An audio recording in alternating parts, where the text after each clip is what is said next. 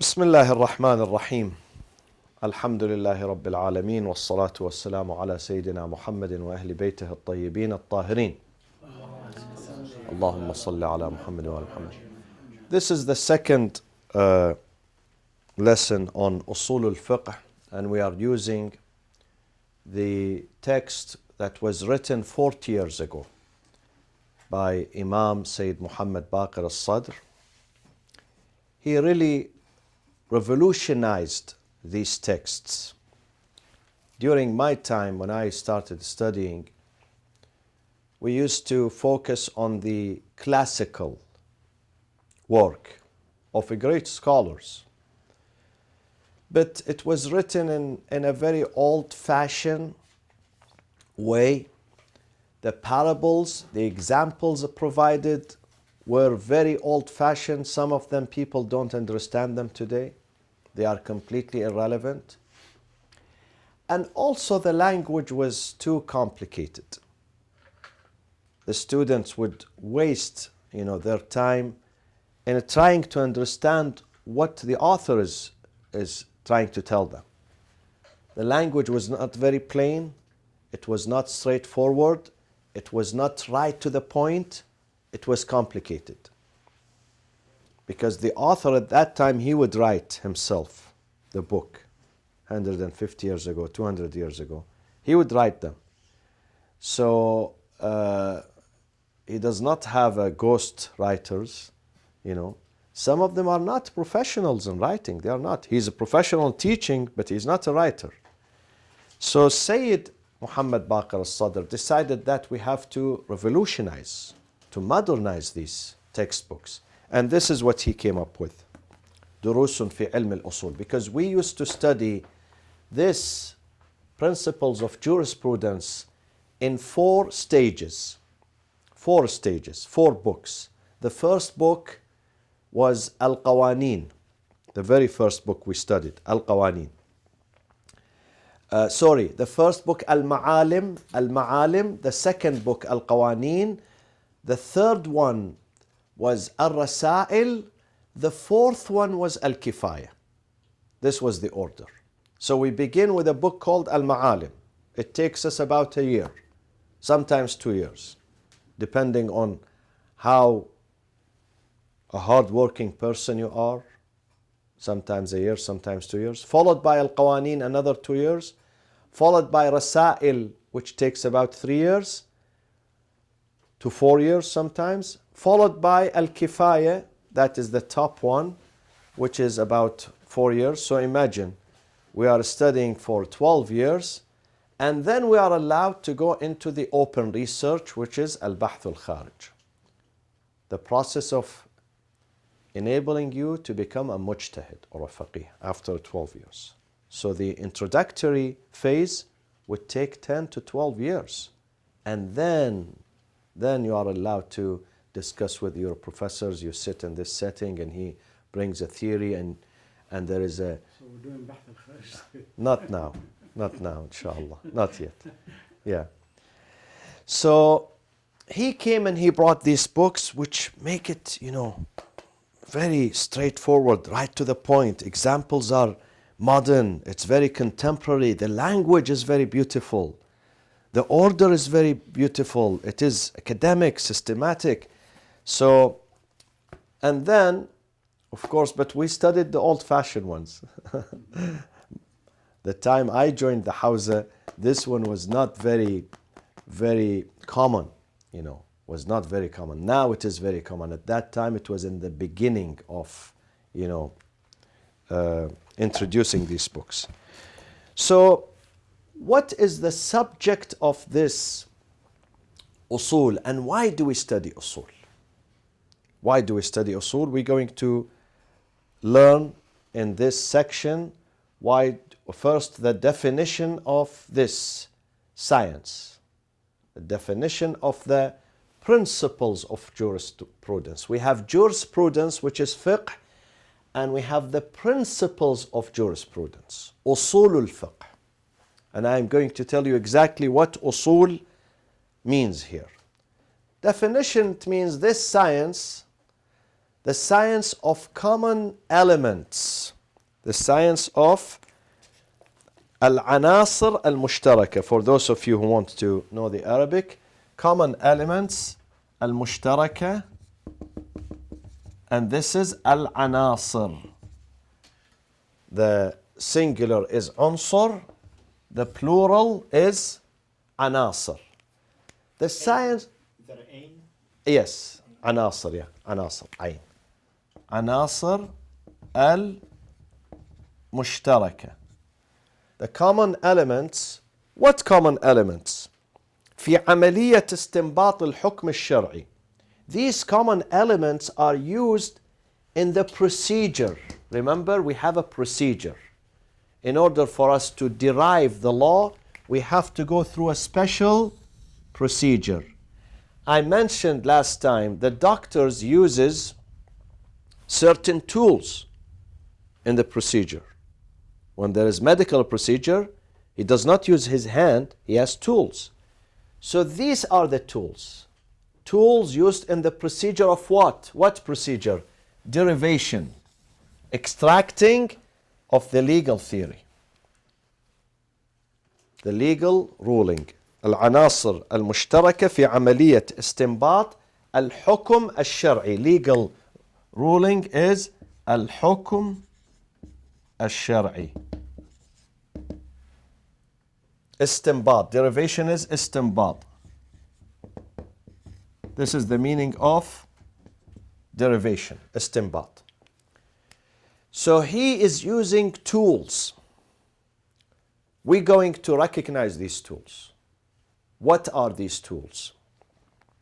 And why these tools are important to derive, to reach into the legal theory.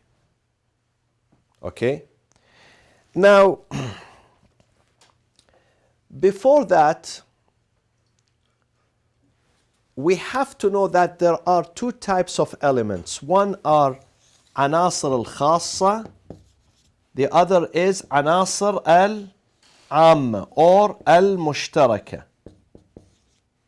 Either common elements or specific elements, and we will know the difference between them. There is a difference between the specific elements and common elements. I'm trying to make this very easy, by the way. Very easy. I swear. I'm trying to make it because I know this is complicated. This is very sophisticated. This is very sophisticated subject. I'm trying to make it very, very, very, very easy for us to understand. So you have to bear with me. Now, Sayyid gives an example so we can recognize these two and the difference between them. He says, imagine someone asks the faqih, the scholar, and you can find these examples in your book. When you go home, you can read it.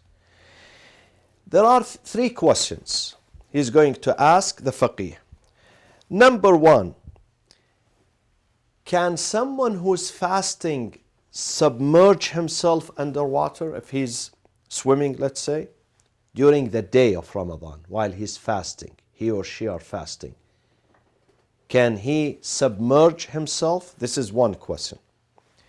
The second question, that someone's father dies and he bequeath his son some land, property, money, whatever. Now, when the son gets this money, this wealth, whether it's estate or cash money, should he pay the khums? Does the khums apply on this amount that he inherits from his father or no? This is the second.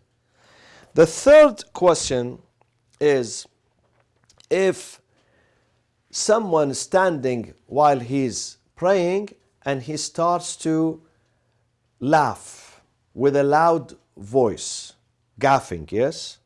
Yeah, is that what they call it? Right. Qahqaha. With a loud voice. Does this laughter, loud laughter, does it invalidate his prayers or not? So these are the three questions. In these three questions, when the faqih, the jurist, the alim, the scholar is answering, he is going to use these two tools. Imagine, we said these common elements, call them in our own language, call it tools. These are tools. So he's going to use these two tools. One of them are specific, one set of tools are very specific that they apply to each mas'ala. It cannot be used in a second mas'ala. So these tools, when you use them here, then you have to dispose them. You cannot use them with a second set of rulings. Are you with me? The second set of rules, you can use the tool, the same tool. You can use it in this mas'ala, in that one, and that one. This is the difference between them. Now, what are the tools that are only specific? They apply only to this question and they do not apply to other questions. This is the hadith itself. We come to the hadith. The hadith here, he says, in the first example, what example was the first? Can someone during the fast Submerge. The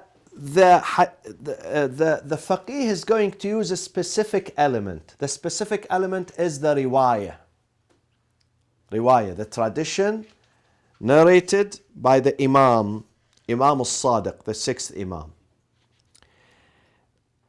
Riwayah on the authority of Ya'qub ibn Shu'ayb.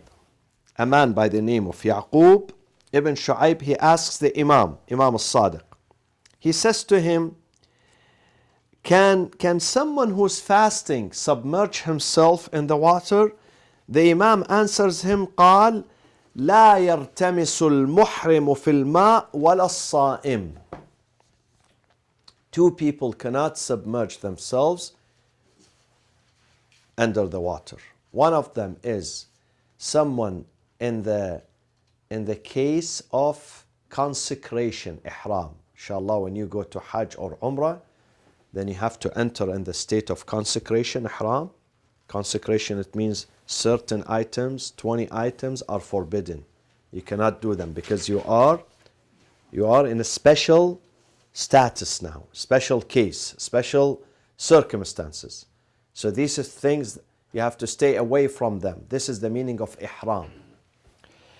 In that case, Imam says, in the ihram, he cannot submerge himself in the water, under the water, and at the time of fasting also.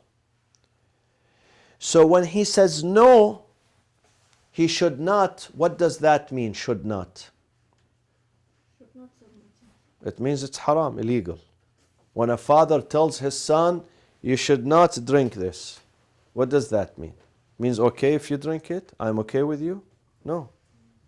Very plain language. You should not drink, it means illegal. Okay? So here, and we will come, this you should not, it goes under this one. But let's focus on this now. The riwayah, we have a riwayah that it says when someone is fasting does not submerge himself under the water. So he is using the specific element. What is the specific element here, my friends? Riwayah. Exactly, the riwayah. Riwayah, the tradition, riwayah. Riwayah or tradition. Is it only riwayah? Can something else be a specific element? Verse in the Quran. Exactly. It could be verse. Sometimes it's a verse in the Quran. Sometimes it's a verse in the Quran. But then you may ask me, why then, Sayyid, most of these specific elements are riwayah? People, the scholars, they depend on the riwayah, not the verse. Yes, they bring the verse. But they support the verse with what? With riwayah. Why? Because the verses are very general. Exactly. Because Amir al-Mu'mineen alayhi salam, he says, Al-Quran hammalun dhu wujuh. Any verse in the Quran it carries many meanings and many possibilities. They are not very specific. The riwayah is the one that comes and specifies the ayah. Are you with me? The riwayah hits on the nail. The Quran is general. Sometimes the Quran speaks something, says something, people would say, well, Allah is saying, you may do that, you may not. I'll give you an example. Is sa'i, when you go to Mecca, Hajj or Umrah, is sa'i mandatory or recommended? Mandatory. Wajib, mandatory. But listen to the Quran. When you hear the Quran, you may understand that it is not mandatory. إن الصفا والمروة من شعائر الله فمن حج البيت. Safa and Marwa are the signs of God. Whoever does Hajj or Umrah فمن حج البيت أو اعتمر فلا جناح عليه أن يطوف بهما. There is no harm on him or her to go around them. So some people say there is no harm. God is not going, you must do this. He's saying there is no harm.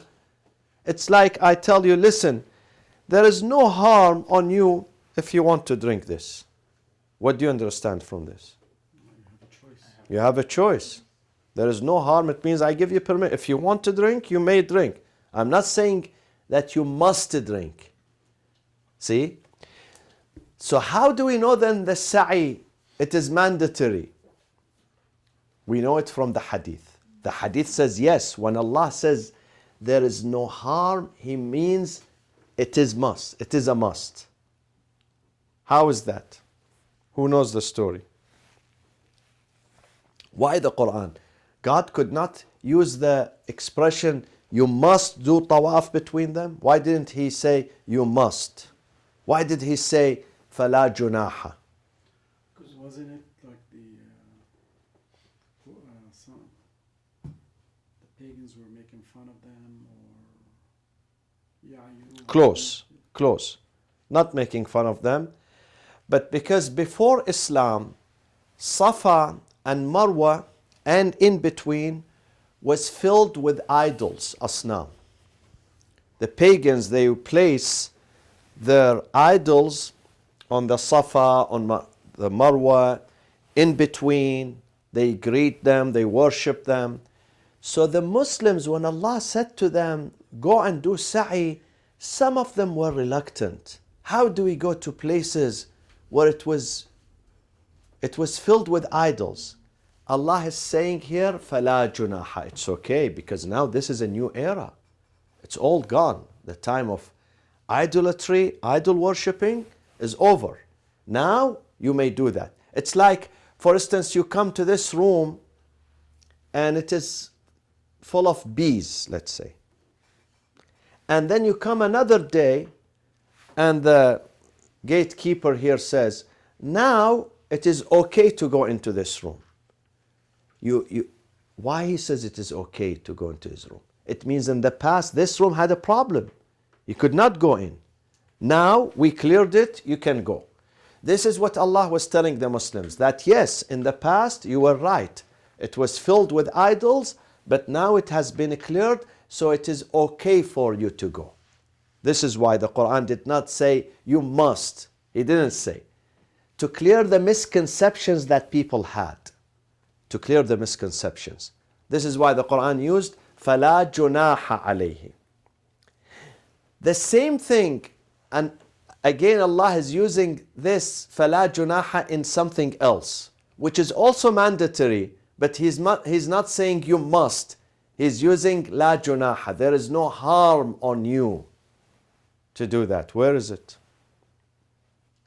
Chapter 4, Surah An-Nisa, where? When Allah speaks about what? When Allah speaks about the broken prayers when you travel. وَإِذَا ضَرَبْتُمْ فِي الْأَرْضِ فَلَا جُنَاحَ عَلَيْكُمْ أَن تُقْصِرُوا مِنَ الصَّلَاةِ. ضَرَبْتُمْ فِي الْأَرْضِ when you start traveling. When you travel in the land, فَلَا جُنَاحَ, there is no harm on you to make your prayers قصر, broken, تُقْصِرُ مِنَ الصَّلَاةِ. This is a must, but Allah did not use a must. Allah did not use a must here. Because some people were under this impression that, well, I have energy. Yes, I'm traveling, but mashallah, I'm very good health. I can offer full prayers. Allah says, no, listen. I know you are good. You have good health, alhamdulillah. You have energy, but I am asking you to do two. When the Prophet traveled, you know, some of the companions, they said to him, we're going to offer 4. The Prophet said, I am doing 2. You are doing 4. They said, yeah, because we love to pray. The Prophet said, but the same Allah who asked you to pray, He says, when you travel, broken, do it broken. هَدِيَّةٌ تَفَضَّلَ اللَّهُ بِكُمْ عَلَيْهَا. The Prophet said to them, this is a gift. Allah is giving you a gift. You say, no, thank you, I don't need your gift. So some Muslims, they were more Catholic than the Pope himself. Yeah. So here, the riwayah is a specific element, my friends. In this riwayah, riwayat Ya'qub ibn Shu'ayb, the Imam says he should not. لا يرتمس. لا, it means forbidden. Submerging underwater for someone who's fasting is forbidding. He used specific element, which is riwayah. Now, can he use this riwayah in the second question where someone is asking him, is the inheritance, the earth that I receive from my father, does khums apply to it? Can he use the same riwayah that he used in the same question? No. No, he cannot. This has nothing to do with that. It has to be specific. Exactly. It has to be another specific element, which means another riwayah. So listen to the second example. So, second example, he's asking that the riwayah of Ali ibn Mahziyar. Ali ibn Mahziyar from Iran. He asked the Imam, and the Imam said to him that إن الخمس ثابت في الميراث الذي لا يحتسب من غير أب ولا ابن. The inheritance that you get from your uncle, you have to pay the khums of it. From your wife, God forbids, if she dies before you, you have to pay, except 2 types of inheritance. The inheritance that the son receives from the father or vice versa. The father, God forbids, if his son dies, then the father inherits his son's money, he doesn't pay the khums. Only in these cases. Other types of khums coming from your grandfather, your uncle, your wife, then the khums applies to it. Only these 2. Could you repeat the riwayah? The riwayah in الخمس ثابت في الميراث الذي, this is in وسائل الشيعة, in الذي لا يحتسب من غير أب ولا ابن. وسائل الشيعة, this is the chapter on khums. Chapter on khums. Okay? So in this case, he used again another riwayah, which is another specific element. In the third example, he used a third specific element. Okay? Which is, what was the third? That someone asks him, the Imam, and the narrator of this riwayah is Zurara. In the English translation, it says Darara. Wrong, not Darara. Zurara. Change the D into Z.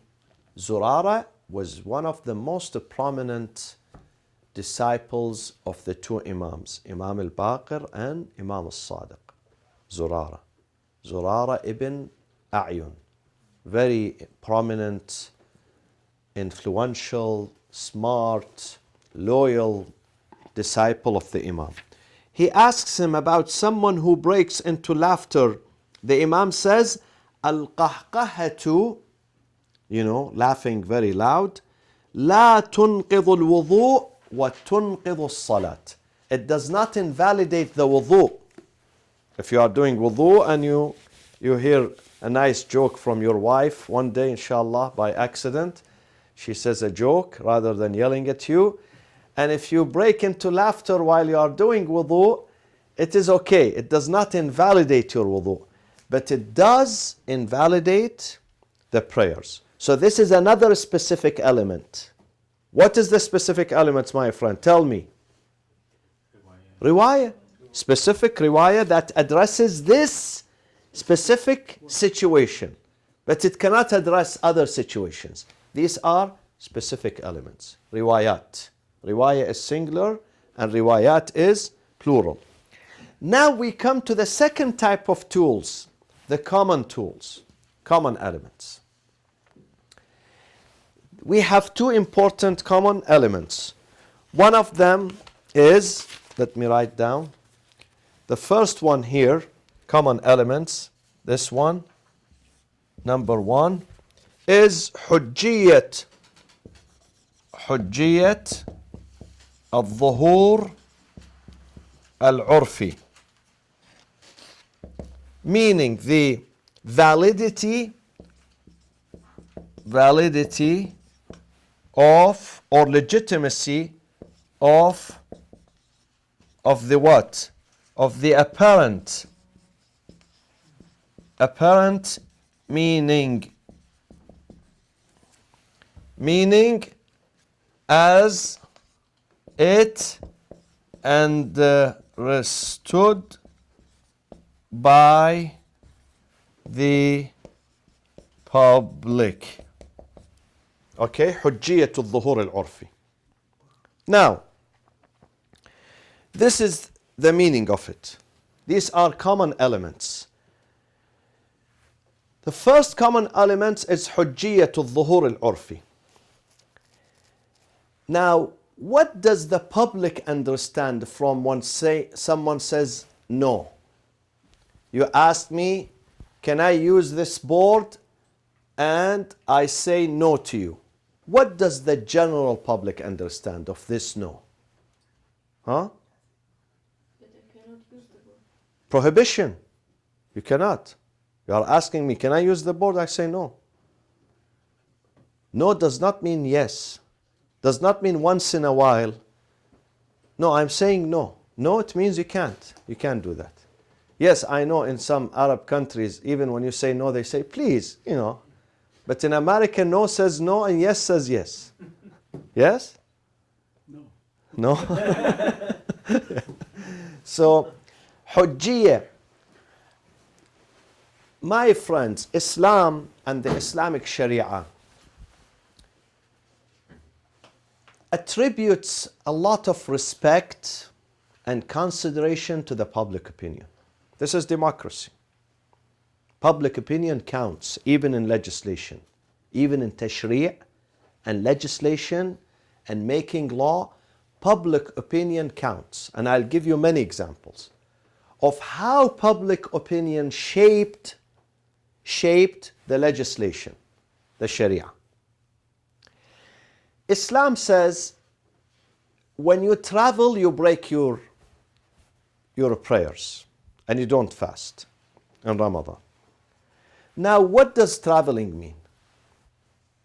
Many people ask me, they say, Sayyid, I live in LA and I commute to Orange County. And this is maybe sometimes 30 miles. 30 miles distance. So should I break my prayers and invalidate my fast during Ramadan? I tell them, what does public opinion say? Because most of the maraja, the scholars, they say we have to ask the public opinion. Is this considered traveling? Some people say, yes, traveling, you get into your car, you drive, and it is 30 miles, because what is required in traveling to break your prayers outside the city is what? From the borders of your city until you are outside, how many miles? Only 16 miles. This is sometimes 30 miles, sometimes 50 miles. 50 miles. Someone is coming from the valley, San Fernando Valley, coming to Orange County. It could be 50 miles. What does public say about this? If you ask an average American that I'm going from here, from Irvine to LAX, is this traveling, safar, or commuting? Or traveling within the same city? Public opinion does not say he traveled. Can we say if someone leaves from here to LAX, can we say he traveled today, alhamdulillah, he went for safar? And you ask him, where is the safar? He says LAX. Oh no, LAX is here. This is not safar. This is not traveling. This is not, yes, he's driving many miles. But public opinion considers safar, traveling is what?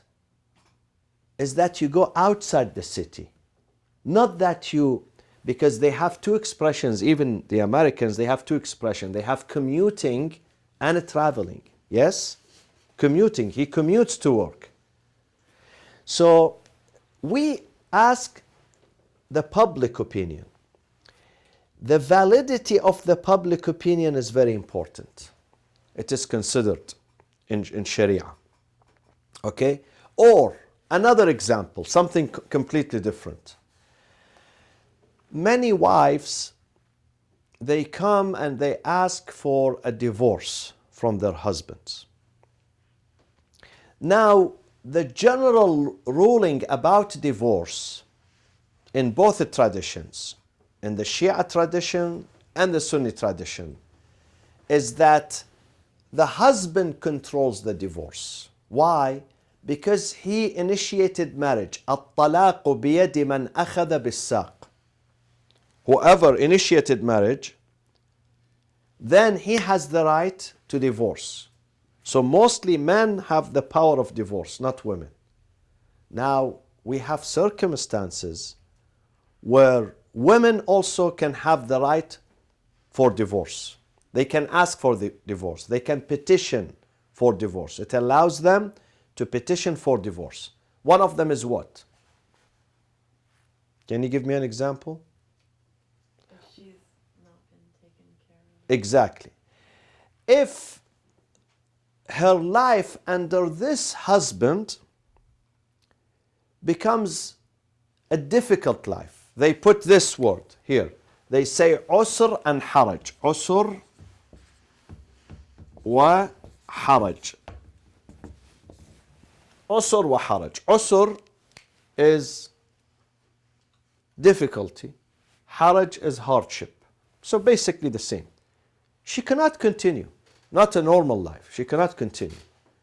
Although she is patient, but there is no progress. They are not moving forward. The marriage is supposed to move forward. You grow, not just physically, you grow mentally, spiritually. You are satisfied, you are happy, you have a mission. You think you are, doing something positive. But if these things, they disappear, and your life is nothing but a cycle of violence and conflict and sadness and regression, then this is usr and haraj. Islam says when there is usr and haraj, then the wife can petition for divorce. Now, who comes and explains usr and haraj for me? Who says this is usr and haraj? Who? Public opinion. Allah does not specify somewhere in the Quran, neither the Prophet says this, the definition of this in the hadith. It says we leave it for the interpretation of the society, public opinion. What does public opinion say about usr and haraj? Let's ask the society here. So we consider the opinion of the society in this, in defining the meaning of usr and haraj.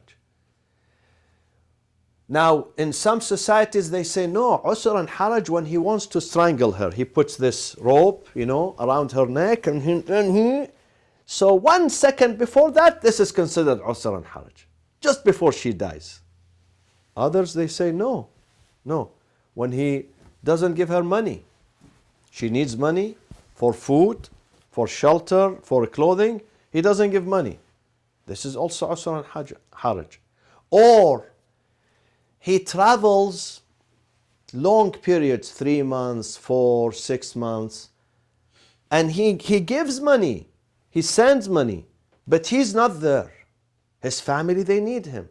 The children, they need him. The wife, she needs her husband. Although he sends money, but she's not happy, she's troubled. This is considered. So we go to the public opinion, to the society, to define this. Okay? To define this. And this is why sometimes these legal rulings, they vary from one society into another. Why? Society differs, I mean, culturally and. Because what is considered to be usr and haraj in one society, in another society, no, it's not usr and haraj. This is normal circumstances. I'll give you an example. Back in the Middle East, there is wife battering, and also husband battering, domestic violence. It's very common. Here in the West, there is zero tolerance for it. So some wives, they come to me and she says, my husband, he hits me, he's physically abusive, he does this every day. So I call him and I tell him, listen, do you do this? He says, yes, I do this. I tell him, but why do you do this? He says, it's okay. My father used to do this for my mother every day and she was okay with that. I say, but that is your culture, your community, your village 50 years ago, 70 years ago. This is America. This is forbidden in this society. Your mother, may God bless her soul, she tolerated, inshallah, she's in paradise. But that does not justify that you have to do this and repeat this here in America. Maybe they accepted, maybe. Even though I don't think even in these societies, in the old societies, even at that societies, they did not. But maybe they didn't have a choice. They were embarrassed. There was something called haya, shame. They don't speak about it. She doesn't go and complain even to her mother, to her father. But that does not mean this is justified and okay or acceptable in Islam. It's not acceptable. So sometimes usr and haraj differs from one society. The definition of it differs from one society into another. However, this is one of the common elements, which is hujjiyatul dhuhur al-urfi. What does urf say? Urf says when the imam says no, then it means no. So we consider the public opinion, the opinion of the public regarding this. If you say this hadith somewhere where 100 people are sitting there, what would they say about it? This is very important. This is one of the common elements. The second common element that we use is that those people, why did we accept their riwayah? Because we did not hear the imam himself. Did you hear the imam saying that? No. There was someone in the middle. The riwayah was on the authority of Zurara, on the authority of Yaqub ibn Shu'aib, on the authority of Ali ibn Mahziyar. So, what do we say about those people? Those people, the second element, let me put it here, let me write it. حجية خبر الثقة. حجية,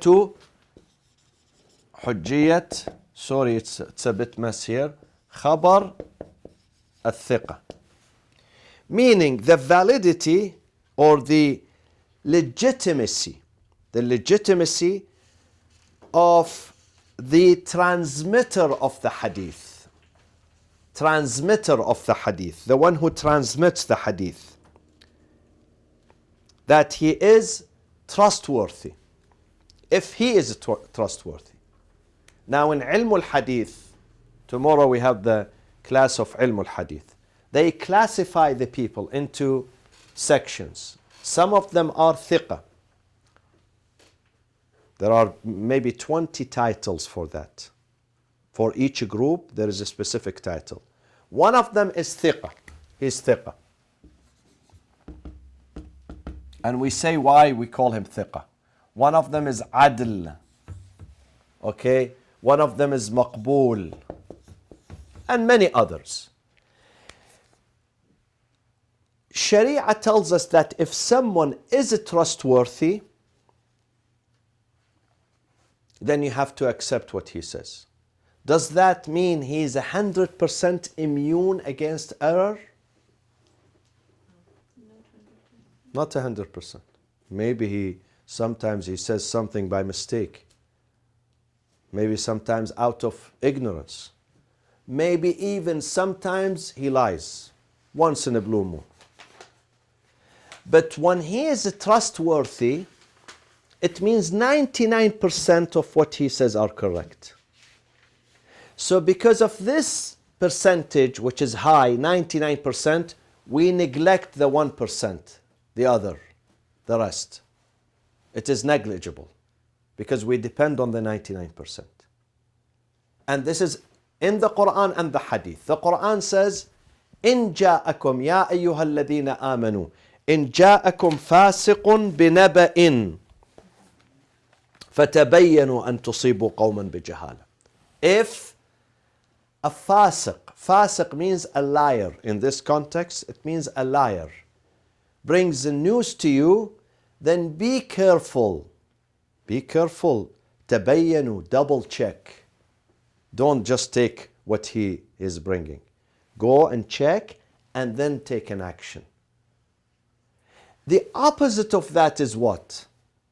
This is mantuq. Mantuq is the verbatim of the verse. Mantuq. What do you understand from this verse? That if someone comes and he's trustworthy, do you have to double check? No, you don't have to double check. He's trustworthy. Unless he's not trustworthy, you double check. But if he's trustworthy, you don't double check. You trust him. You take that. You assume that what he's telling you is right, is correct. You don't have to double check. So, حجية خبر الثقة, it means the legitimacy or the validity of the transmitting of this specific transmitter who is being recognized as what? As thiqa or trustworthy. So the riwayah has been transmitted by one person. You may say, how do you depend on one person? Of course we depend on him because he's thiqa. But if he's not thiqa, even if they are 100, but they are not thiqa, not trustworthy, do we accept their transmission or we reject it? We reject, even if they are 100, even if they are 200. But none of them is thiqa. We know all of them are liars. Then even if the number is 200, we reject what they say. But if he is thiqa, and even if he's one, because we're going to study something further. Third point, which I'm not going to mention it. I don't want to confuse you. حجية الخبر الواحد. If the narrator is only one, do we still accept? Because some people say, why he's one? Why only out of thousands of people, he's the only one who is narrating this? Yes, if he's trustworthy, we still accept what he's telling us, even if he's one, singular. حجية خبر الواحد. So, these attributes, 1, 2, 3 that you're mentioning, do these go to the riwayah? Because they seem to be No. The riwayah, we said for every situation, the three questions that we paused, each one of them has a specific riwayah. These riwayat do not interlap.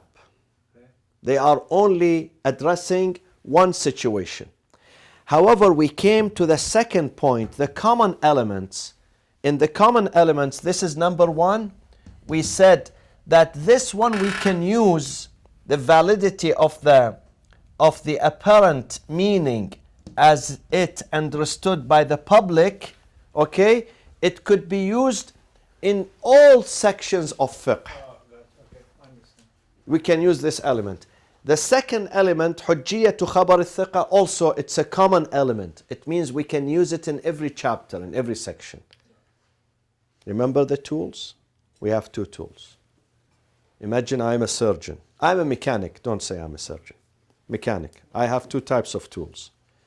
One tool, this one, specific. I only can use it for the Beamers, BMWs only. I can't use it on another. This is a machine that I have that I can only fix with it specific type of cars, not another model, not another brand. Another tool, I can use it with all vehicles. It's a common. This one, the specific is the riwayah. When the riwayah comes, addresses one situation. You cannot use the riwayah. It's disposable. You can use it only with one situation. You can use it with wudu, but you can't use it with the prayers, with fasting, with hajj. Okay? Certain riwayat are very specific. The second element, which is the common, you can use it in all chapters. Like this one. This one, the common, you can use it in Babul Salat, Babul Wudu, Babul Hajj, Babul Khums, Babul Zakat. Every chapter in fiqh, you can use this one, this element. That you depend on public what? Public opinion. You can use it. And second, this one, Hujjiyatu Khabar al-Thiqa. You can use it in all sections of fiqh, not just one section. These are the common tools. Now, do you all have the translation of the book? You emailed it? Is that the one you- Did we email it to you? You have it? I got it. You don't have it? The translation, this one. This one, do you have it? I ordered it. I have ordered. You ordered? So, we can email it to you. If you fill this form, please. If you can circulate, Dr. Umid. Put your name. Did you put your name? This is for the, Yeah. I think this is for the other class. Is there one sign-in sheet for both? For this week, yes. وصلى الله وسلم على سيدنا محمد وأهل بيته الطيبين الطاهرين.